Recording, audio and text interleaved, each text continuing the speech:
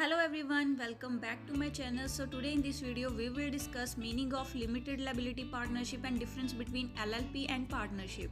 So before starting this video, do subscribe to my channel. So first of all, we will discuss the meaning of limited liability partnership. That is, in the partnership, each partner liability is unlimited to the amount put into the business. It means कि जो partnership में partners की liability होती है वो unlimited होती है as compare to LLB में जो पार्टनर्स की लायबिलिटी होती है वो लिमिटेड होती है। अब लिमिटेड लायबिलिटी का मीनिंग क्या है वो अब डिस्कस करेंगे।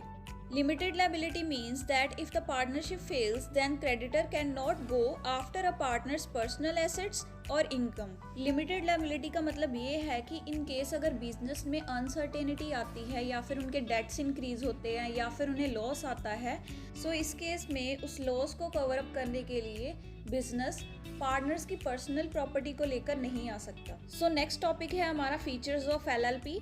इसमें जो लायबिलिटी होती है पार्टनर्स की वो लिमिटेड होती है। सेकंड पॉइंट है LLP must have at least 2 partners. LLP में 2 पार्टनर्स होने ज़रूरी हैं। In LLP there is no maximum limit of partners. LLP में कोई भी लिमिट सेट नहीं है कि इतने मैक्सिमम पार्टनर्स होने चाहिए। एनी इंडिविजुअल में be partner in LLP. LLP में कोई भी पार्टिसिपेट कर सकता है, कोई भी पार्टनर बन सकता है। Then last point is LLP has a separate legal existence from its partner. की एलएलपी पार्टनर से सेपरेट है। इट मीन्स कि उसमें लिमिटेड लायबिलिटी होती है, इसीलिए बिजनेस और पार्टनर्स की पर्सनल प्रॉपर्टी को अलग रखा जाता है। Now our last topic is difference between partnership and LLP. So the first basis is applicable law. In partnership it is applicable under the Indian partnership act 1932, whereas LLP is applicable under the Limited Liability Partnership Act 2008. It means जो partnership है वो Indian partnership act 1932 के according run की जाती है, लेकिन जो LLP है वो लिमिटेड लायबिलिटी पार्टनरशिप एक्ट 2008 के अकॉर्डिंग रन की जाती है। Now second basis is registration. Partnership में जो रजिस्ट्रेशन है वो ऑप्शनल है, लेकिन LLP में कंपल्सरी है। Now third difference is creation.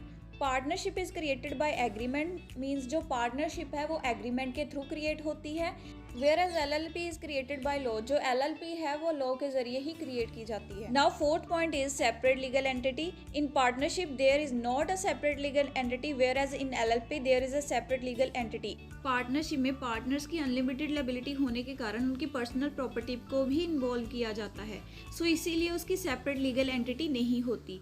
लेकिन एलएलपी में पर्सनल प्रॉपर्टी को इन्वॉल्व नहीं किया जाता, सो इसीलिए इसमें सेपरेट लीगल एंटिटी होती है। Now fifth point is number of partners. Partnership में कम से कम 2 पार्टनर होने चाहिए, लेकिन ज़्यादा से ज़्यादा 50 होने चाहिए। लेकिन जो एलएलपी में है मिनिमम 2, कम से कम 2 पार्टनर होने चाहिए, लेकिन मैक्सिमम की कोई लिमिट सेट नहीं की गई। Now our last difference is liability. Partnership में अनलिमिटेड लायबिलिटी होती है, लेकिन एलएलपी में लिमिटेड लायबिलिटी होती है।